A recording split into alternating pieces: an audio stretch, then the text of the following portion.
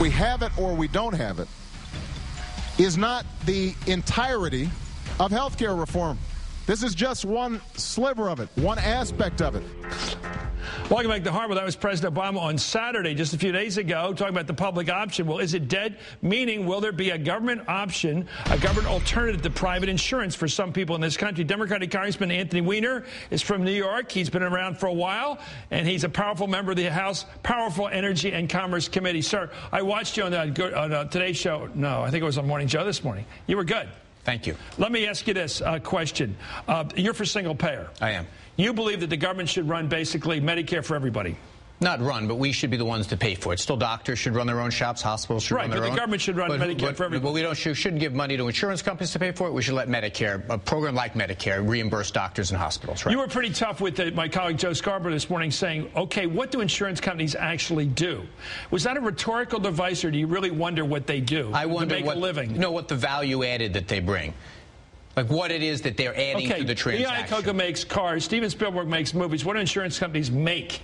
What is their product? Is it just, are they track touts? No, insurance companies bed for people not to have broken arms? In a commodity sense of the word, like automobiles, for example, you can choose what car you drive, where you drive it. Right. They apportion risk. That's not happening in the insurance industry. In health insurance, you're not shopping around when you need an operation. You don't have the ability to say, I'm going to not get asthma if you're born with asthma. Right. It's not a commodity. So the insurance model doesn't work in the traditional sense like of car or house. Okay, why do you think people, you know this country all across the country, even though you're from the East Coast, I'm from the East Coast, why do you think people in the heartland are suspicious of a government-run health care financing plan rather than something that has a brand name on it? They seem more comfortable with a corporate brand name. Because they have been successfully, I think people have confused the notion of liking your doctor or hospital and liking your insurance company. I don't think people, despite what the president says, actually likes their insurance company. They like their doctor and are concerned that relationship is going to get broken.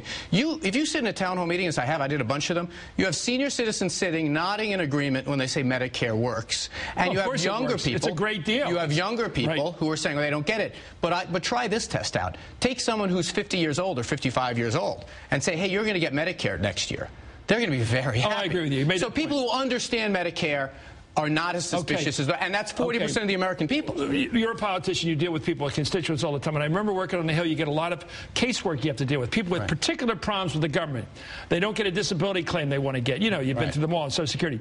Why is it that some people in the political middle are less fearful of some corporate person, middle-level person, like in Sicko, the movie, Michael Moore is saying no to you on a claim, but they're more worried about a government official saying no to them. They can't get the transplant. They can't get the MRI. 100%. Why are they more afraid of the government? It depends entirely what lens of your experience you're looking through. You know, we deal with hundreds and hundreds of cases where we have people have problems with their health insurance. Very rarely do we have problems with people have problems with Medicare. So, you know, people pay into their health insurance and they're concerned they're going to lose their coverage. Well, that's an unfounded fear. People who know someone in their family that has Medicare buy the Weiner argument that we should make this simpler and just extend Medicare to more and more people. If we can afford it. Well, look, healthcare inflation is a huge problem. But you admitted this morning we have a financing problem with Medicare. 100%, and we have it in healthcare. If you have the whole country of Medicare, it'll really be. Well, hold on a second. The health financing problem with Medicare is actually there's less growth in Medicare spending than there is in the private insurance side. You know, and fewer people are losing their health insurance on Medicare, meaning nobody. But the taxpayer gets hit with it. Yeah, but no, hold on. The taxpayer's getting hit anyway, and this is the thing that I think the president's done a bad job with. The uninsured, I care about them as an academic matter, but I really care about them because my constituents are paying for their health care through hospital emergency rooms. If the president would get up and say, you know what, you don't like paying that bill either, I don't want to either, we want to make sure that we do it in a more sane way. We're paying for it anyway. A person has a right to go to an ER, a hospital has a requirement to take care of people that come in. But if we're already paying for all this health care for the 40-some million people who are uninsured right now, then why does it cost an extra $1 trillion to do it officially? Because it doesn't cost an extra $1 trillion. We're taking money. I pay $3 billion extra. But that's the issue with the budget. No. But people are looking at it all wrong. I pay $3 billion extra taxes in New York City because now New York City residents are getting stuck with this. Now we're going to say, let's do this smart and do this with the federal government or do it with a co-op or do it with something else. We are the overall cost. If the overall cost doesn't go down, we failed. So you think you're giving relief to the localities at all? We are going to wind up. We pay $2.5 trillion for health care. If we don't pay $2 trillion in 5 years from now, this whole process is a failure. Congressman, it's a week before Halloween. You got to vote on the floor. You got to vote on a bill. It's coming out of conference. It doesn't have the public option. Will you vote for it? I don't know. Probably not. I mean, because if it doesn't Suppose control... your vote counts. If it doesn't control... Suppose your vote is decisive. But the math is meaningful to me. If, indeed, it turns out it doesn't save us any money, it keeps this cost going up and up, my citizens are not going to get any relief, the answer is a no. And I think, frankly, a co-op plan won't do it. Suppose it's got 4 elements in it. It's got individual mandate. Everybody's got to join. It's got subsidies for people who are working people.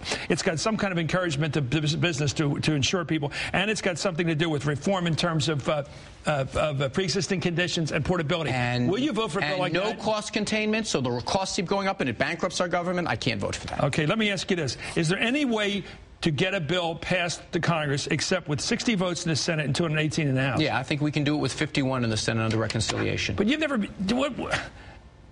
You would be willing to blow up the Senate rules and basically push them through that? Blow up the Senate rules. Look, there's a reason that there's a Democratic House, a Democratic Senate, Democratic presidency. That middle block of Americans want us to get this done. What do you think the Republican reaction would be if you ignored the rules and pushed through a bill? You know, honestly, waiting for Republican senators to be pleased with this process is something I'm not prepared to wait for.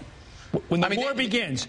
Look, we've been through goddamn wars in this country. They're easy to start. It's easy. It's tough to end them. How do you stop a war that starts in the United States Senate right now because you jammed through a bill with less than 60 votes? What do you mean jammed? Started a war? What are you talking about? What are the 40 Republicans going to do? What are they going to do? Outside of this town, the American people really don't care about whether Chuck Grassley voted for it. Will the government still function if you try to jam this through with 51 votes? I think it will. You think the Republicans will put up with it? Look, I think that people are going to be upset if it works. Then everyone's going to be embracing it. I know that people aren't watching till the government shuts down. I'm saying structurally. Okay. So you basically believe the Republicans will take it on the chin? There was a lot of very hot language around the Medicare reform. Whether or not, I understand the idea the Senate's going to be the cooling sauce of our democracy, and I'm in the House. I get it. I get it. You're fighting against strong. I do not buy. No, but I don't buy the idea that we have to build this reform on the foundation of Enzi and Grassley. And Snow. That is not getting us anywhere. The problem with what's going on at the White House right now is they're negotiating against themselves. They're not going to get the votes of these guys. So you basically disagree with the president. His strategy seems to be try to get some Republican support. Ted Kennedy probably can't make the vote. You're going to need 60. That's their strategy. You don't like that? I don't believe it's going to be successful. I just don't believe they won't get to 60. I believe they're not going to get to 60 in anything really worth all that much.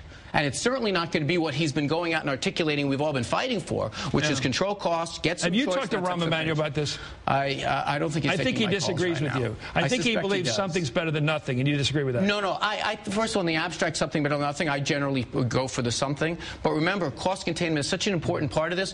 We are bankrupting ourselves, and you believe the public option is the key to cost containment? I believe that, frankly, single payer is the real way you do it. But I don't even think public option gets you all the way there, but at least gets you started. But it is essential. And I don't believe the co-ops do it. You believe it's essential to cost containment? I believe that there's nothing else in the bill that would do So you see an Armageddon struggle over this in the fall? I mean, a real struggle. Armageddon struggle. Meaning like the liberals are going to say, no way. Here's what I think happens. I think that the president realizes at some point here a switch goes off. And they say, you know what? Why don't we push for what we actually think is going to be the best possible policy and try to sell it to that middle that elected us? Okay, let me ask you 2 liberal questions, all right? Should health care reform, the new bill that comes through, should it cover abortion? Should it cover abortion as part of this plan? I am uncomfortable with the idea that someone who is less well-to-do should have less options. No, but this covers like 4 times the poverty level. This is a weird one. What goes on in the bill right now, and I heard your discussion with Chuck, what goes on is it kind of preserves the status quo, which is weird, which is a health plan can offer it if they want, so long as they figure out a way not to have federal dollars come in. My fundamental view is we should not treat health care that someone who's well-to-do has more options than someone who's less. So you don't like the Hyde Amendment? I don't. Okay, let me ask you, should it cover illegal immigrants? No, I mean, under your goals, would it?